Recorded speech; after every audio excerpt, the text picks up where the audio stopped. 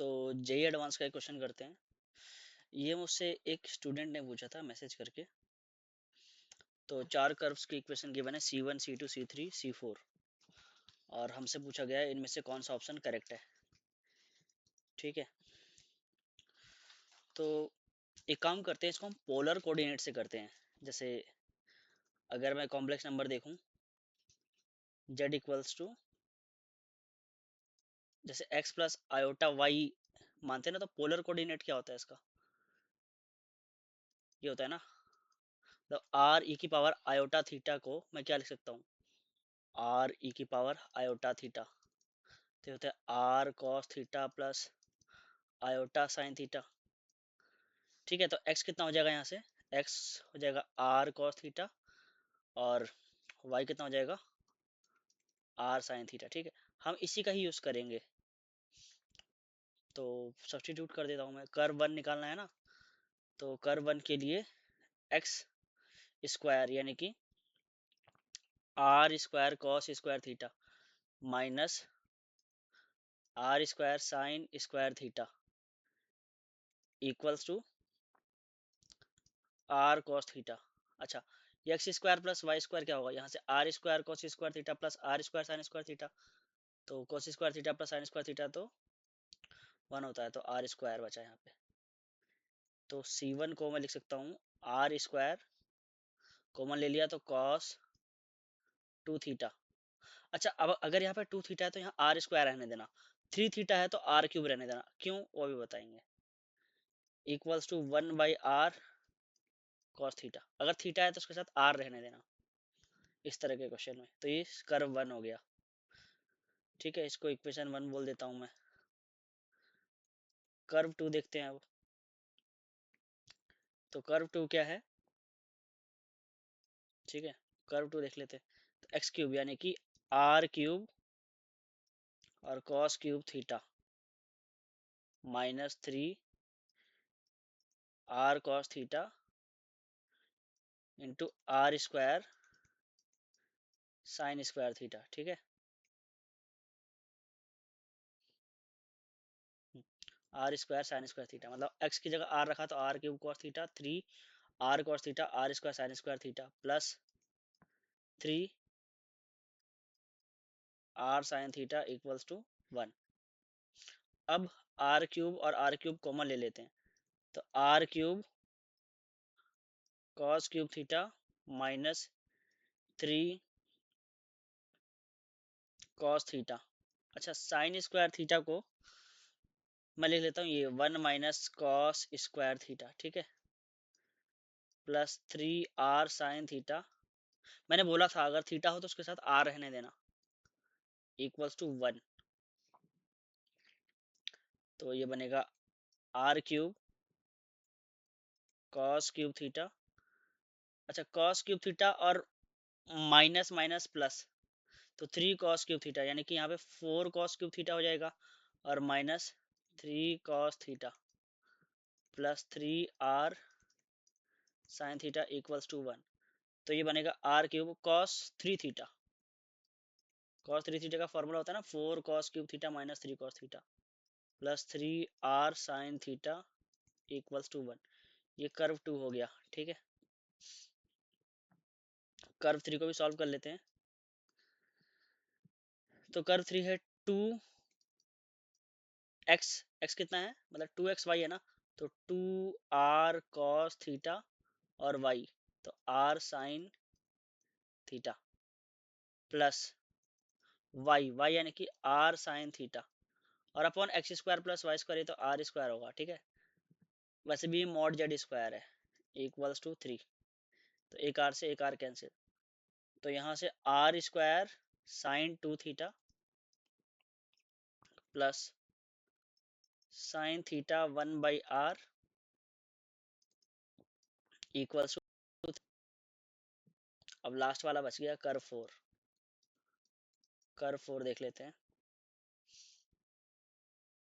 तो 3r sine theta 3r sine theta और X square यानी कि are square cos square theta minus 3 cos 3r cos theta minus 3r cos theta, ठीक है, और minus Y cube यानी कि माइनस का R cube sine cube theta equals to 0 है।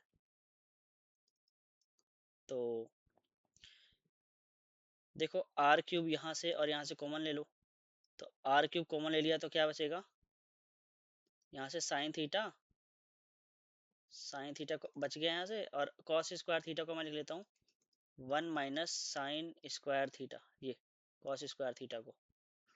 अच्छा 3 भी तो बचता ना, तो 3 साइन थीटा लिख लिया, ठीक है, ये 3 भी तो बचता, और फिर ये वाला माइनस का साइन क्यूब थीटा, ठीक है, और फिर क्या बचा माइनस का 3r cos theta equals to 0। तो कर्व 4 जो हुआ आर क्यूब, और ध्यान से देखना 3 साइन थीटा और माइनस साइन क्यूब थीटा, ठीक है, तो माइनस 3 साइन क्यूब थीटा और माइनस, तो ये बनेगा यहाँ से 3 साइन थीटा माइनस का 4 साइन क्यूब थीटा। देखो यहाँ से 3 साइन थीटा आ गया, और यहाँ से माइनस 3 साइन क्यूब थीटा और minus sine cube theta, minus 4 sine cube theta minus 3r cos theta equals to 0। तो R cube sine 3 theta, R cube sine 3 theta minus का 3r cos theta equals to 0। अब इन सबको complex number की form में लिखो, मतलब Z की form में। कर्व वन को देखो, कर्व वन को मैं कॉम्प्लेक्स नंबर की फॉर्म में लिखता हूँ, तो ध्यान से देखना कर्व वन। अच्छा कॉम्प्लेक्स नंबर फॉर्म में लिखने से पहले कुछ की कंसेप्ट देखो, कि जैसे z इक्वल्स टू क्या था, आर ई की पावर आयोटा थीटा, तो r को तो ऐसे रहने देते, ई की पावर आयोटा थीटा को क्या लिखते हैं हम, cos theta plus iota sine theta, ठीक है। ऐसे ही जेड क्यूब क्या होगा, तो जेड क्यूब होगा आर क्यूब ई की पावर आयोटा 3 थीटा, या मैं इसको लिख सकता हूँ आर क्यूब, रियल पार्ट इसका क्या होगा, मतलब आर क्यूब कॉस 3 थीटा, ये रियल पार्ट होगा, और इमेजिनरी पार्ट क्या होगा साइन 3 थीटा, ठीक है, ये इमेजिनरी पार्ट होगा। अच्छा अगर 1/z निकालना हो तो 1/z क्या होगा, 1/r ई की पावर आयोटा थीटा, या 1/r ई की पावर माइनस आयोटा थीटा, और इसको मैं कैसे लिख सकता हूँ 1/r, रियल पार्ट क्या होगा इसका कॉस थीटा, ठीक है, मतलब 1/r कॉस थीटा क्या है, ये चलो पहले लिख लेते हैं, 1/r plus iota 1/r sine theta. मतलब मैं तुमसे पूछूं अगर ये क्या है 1/r cos थीटा क्या है, तो ये तो है रियल पार्ट ऑफ 1/z, इस 1/z का रियल पार्ट ही तो है, और 1/r साइन थीटा क्या है, तो ये है मतलब 1/r साइन थीटा, तो ये है इमेजिनरी पार्ट ऑफ 1/z, ठीक है। उसी तरह से मैं अगर आपसे ये पूछूं आर क्यूब, जैसे मैं अगर आपसे ये पूछूं आर क्यूब cos 3 थीटा, तो ये क्या है, ये भी रियल पार्ट है किसका, जेड क्यूब का, ठीक है, और आर क्यूब साइन 3 थीटा वो क्या है, इमेजिनरी पार्ट है जेड क्यूब का, ठीक है, समझ में आ रहा है ना। तो इसीलिए मैंने कहा 1/r क्या होगा, 1/z का रियल पार्ट, अगर उसके साथ cos थीटा होगा तो, ठीक है। तो जरा हम लिख लेते हैं कौन सा कॉम्प्लेक्स नंबर में, C1 को लिखते हैं सबसे पहले यहाँ पे, C1, तो C1 को देखते हैं क्या है, तो C1 के पास आ जाओ, पोलर फॉर्म में क्या है C1 ये है पोलर फॉर्म में, पहले तो आर स्क्वायर कॉस 2 थीटा है, तो ये real part of Z square है कि नहीं, real part of Z square है ये, तो मैं लिख लेता हूँ यहाँ पे रियल पार्ट है किसका, जेड स्क्वायर का। फिर इसके बाद क्या है 1/r cos थीटा, ये है रियल पार्ट किसका, इक्वल्स टू 1 या रियल पार्ट है 1/z का। अच्छा इस C1 को फिर मैं क्या लिख सकता हूँ कंबाइन करके, real part of Z square minus real part of 1/z equals to 0, या मैं इस C1 को ऐसे भी लिख सकता हूँ, C1 को ऐसे भी लिख सकता हूँ real part of Z square minus 1/z equals to 0, ऐसे लिख सकता हूँ मैं, ठीक है। तुम्हें पता है ना जैसे एक कॉम्प्लेक्स नंबर Z1 है और एक कॉम्प्लेक्स नंबर Z2 है, तो रियल पार्ट ऑफ Z1 में से घटाओगे रियल पार्ट ऑफ Z2 को, तुम इसको ऐसे भी लिख सकते हो कि पहले तो तुम Z1 - Z2 लिखो, फिर उसका रियल पार्ट ले लो, मतलब Z1 में से Z2 को घटा के रियल पार्ट लो, या रियल पार्ट ले लो Z1 का और फिर रियल पार्ट ले लो Z2 का, फिर घटा दो, तो दोनों इक्वल ही होता है। तो वही मैंने कंबाइन कर दिया, real part of Z square minus real part of 1/z, इसको मैं ऐसे लिख सकता हूँ, real part of Z square minus 1/z। ठीक है, तो ये कर्व 1 हो गया, देखा, कॉम्प्लेक्स नंबर में लिख दिया मैंने कर्व 1 को। ठीक है, कर्व 2 को देखते हैं अब। कर्व 2 क्या है, फाइनली ये आया था ना, आर क्यूब कॉस 3 थीटा, यानी कि ये रियल पार्ट है किसका, जेड क्यूब का। कर्व 2 को देखते हैं अब, रियल पार्ट है ये किसका, जेड क्यूब का। और फिर ये क्या है, अच्छा इसको मैं उस तरफ ले जाके लिख देता हूँ, ये है 1 माइनस 3 गुना, ये है equals to 1 minus 3 times imaginary part of Z. ठीक है,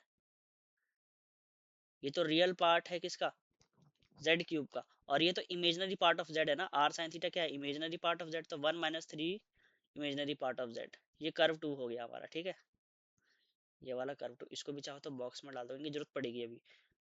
कर्व 3 को देखते हैं, कर्व 3 को देखो, कहाँ है कर्व 3, ये रहा, आर स्क्वायर साइन 2 थीटा, तो ये तो imaginary part of Z square है, तो imaginary part of Z square, और ये क्या है, यह minus imaginary part of Z. देखो क्या लिखा हुआ है, imaginary part of Z square, और देखो तुम्हें लगेगा कि ये प्लस है, तो यहाँ तुमने minus imaginary part of Z क्यों लिखा, तो तुम देख लो भाई खुद से, ये क्या है, minus imaginary part of Z equals to 3, sorry Z नहीं, 1/z, ये है minus imaginary part of 1/z। ठीक है, तो इसको मैं लिख लेता हूँ 1/z। तुम देखो 1/z तुमने अभी निकाला था, यहाँ पे देखो कहाँ की कंसेप्ट, जब हम डिस्कस कर रहे थे, तो जब तुम ये खोलोगे, अच्छा यहाँ एक बार माइनस, अच्छा हाँ ठीक है, यहाँ माइनस आयोटा आता, माइनस आयोटा, तो ये वाला पार्ट जो होगा, अगर ये ओनली तुम प्लस वाला लिखते, तो प्लस वाला ओनली क्या होता, minus of one, imaginary part of 1/z, है कि नहीं, अगर यहाँ पे माइनस होता तो ये प्लस का होता ना, imaginary part of 1/z, 1/r sine theta, यहाँ माइनस लगाओ। ठीक है, तो माइनस का 1/r साइन थीटा क्या है, इमेजिनरी पार्ट है किसका, 1/z का, इसीलिए मैंने लिखा। तो अच्छा इसको और क्या लिख सकते हो फिर, इसको C3 को और क्या लिख सकते हो, C3 को ऐसे लिख सकते हो, imaginary part of Z square minus 1/z कितना है, 3 है। ठीक है, मैंने बताया था, या तुम खुद ही देखो, अगर Z1 a plus iota b है, ठीक है, ये A1 B1 मान लिया, और Z2 क्या है, A2 प्लस आयोटा B2, तो अगर मैं रियल पार्ट ऑफ Z1 में से घटा दूं रियल पार्ट ऑफ Z2, तो कितना आएगा, रियल पार्ट ऑफ Z1 तो A1 है, तो ये तो A1 माइनस A2 आ जाएगा ना, या तुम देखो Z1 माइनस Z2 का रियल पार्ट लो, तो Z1 माइनस Z2 पहले निकालो, तो वो आएगा A1 minus A2 plus iota B1 minus B2।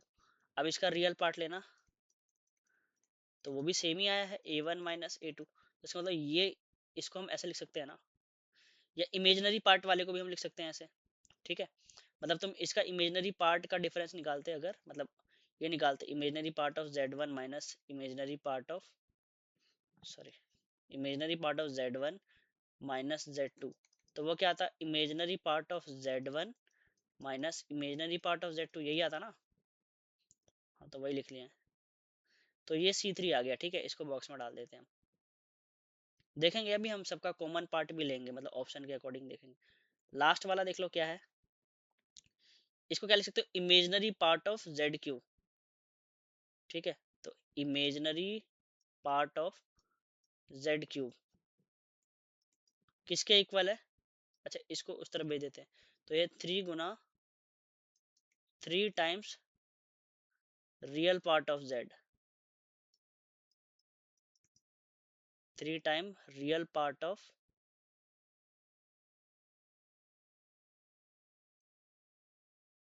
3 time real part of Z. Okay, अब तुम देखो हम इसमें से कंबाइन किस कुछ कर सकते हैं, तो सेम सेम जैसी कहाँ दिख रही है, एक तो C1 में और एक C3 में सेम सेम चीजें दिख रही हैं, ठीक है, C1 और C3 में।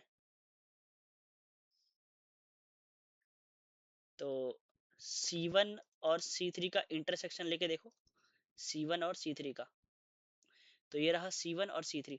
C1 और C3 का इंटरसेक्शन ले रहे हैं, तो ये क्या कह रहा है कि real part of Z square minus one by Z वो तो जीरो है, और imaginary part of Z square, C3 क्या कहता है, ये C3 यही तो कहता है कि imaginary part of Z square minus one by Z वो कितना है, 3।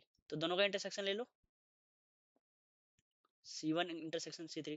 अब जैसे मैं तुमसे ये कहूँ कि रियल पार्ट ऑफ जेड 2 है और इमेजिनरी पार्ट ऑफ जेड 3 है, तो जेड को क्या लिखोगे, 2 प्लस 3 आयोटा। तो उसी तरह से मैंने यहाँ पे लिखा है real part of Z square minus one by z और imaginary part of Z square minus one by z कितना है, 0 प्लस 3। तो इसका मतलब z square minus one by z क्या होगा, वो तो यही होगा ना, रियल पार्ट प्लस आयोटा 3। इसको एक काम करो, जेड से मल्टीप्लाई कर दो, तो जेड क्यूब माइनस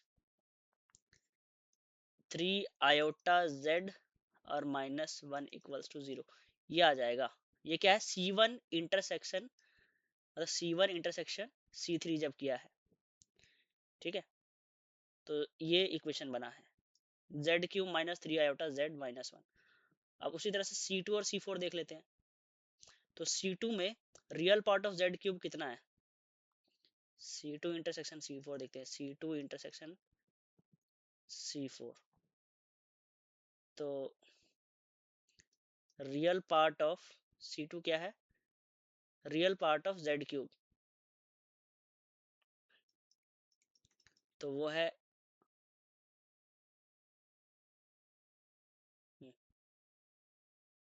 वो है 1 - 3 imaginary part of Z, 1 - 3 imaginary part of Z.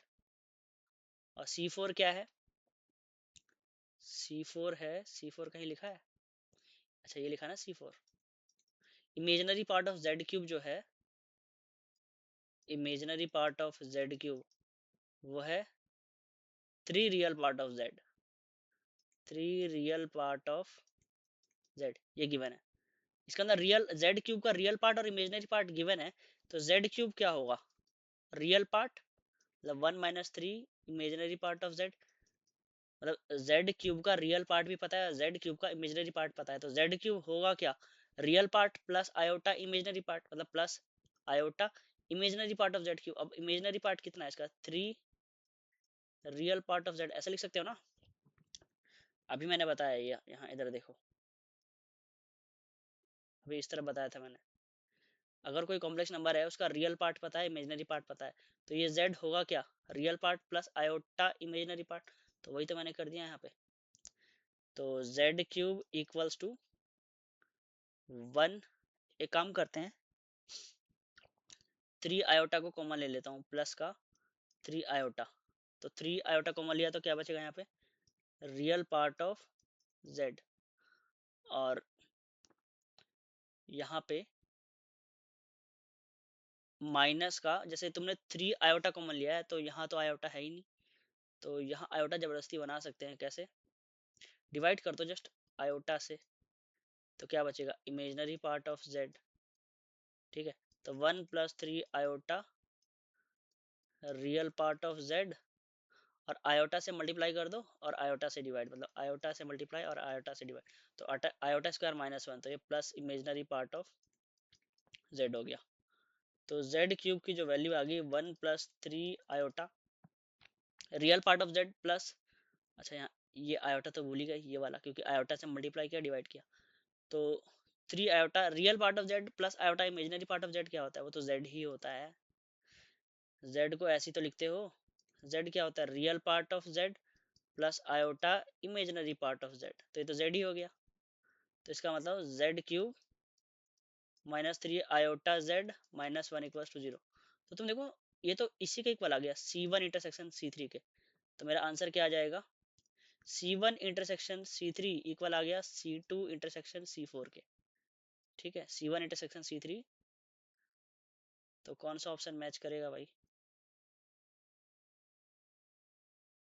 Option B match हो रहा है ना, C1 intersection C3 C2 intersection C4। ये मैंने देखो कॉम्प्लेक्स नंबर में कन्वर्ट करके किया, इतना दिमाग लगाया। और ये सब कैसे पता चला मेरे को, क्योंकि ये कंसेप्ट आता है, ये सारे कंसेप्ट, कि जैसे अगर सिंपल तुम्हें जेड क्यूब देखना है तो वो तो आर क्यूब ई की पावर आयोटा थ्री थीटा, मतलब उसमें कहीं कॉस थ्री थीटा मिलेगा तुमको, ठीक है। और कॉम्प्लेक्स नंबर में कन्वर्ट करके हमें ना डायग्राम सही से दिखने लगता है, तो इसलिए मैंने इसको पोलर कोऑर्डिनेट्स में कन्वर्ट किया। कार्टेशियन में मुझे कुछ समझ नहीं आ रहा था, इसमें तुम देखो कुछ समझ आ रहा है क्या? ठीक है।